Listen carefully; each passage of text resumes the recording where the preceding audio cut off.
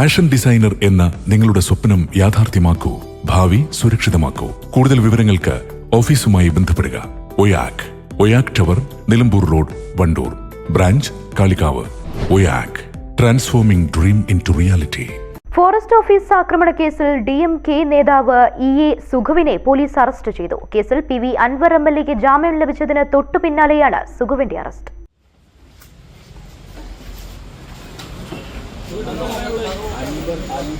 ചോദ്യങ്ങൾ പിണറായി വിജയനെ പോലീസിനെ ഉപയോഗിച്ച് തടയാൻ കഴിയില്ല.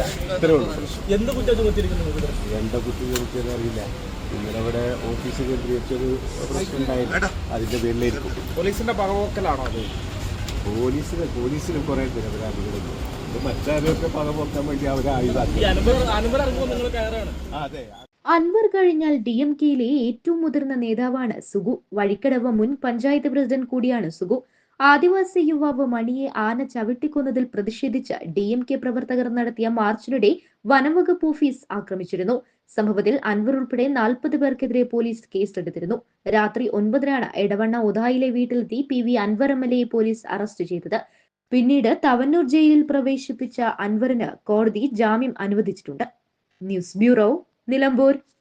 സ്വന്തം ഹൈസ്പീഡ് ഇന്റർനെറ്റ്, നമ്മുടെ സ്വന്തം ഇന്റർനെറ്റ്.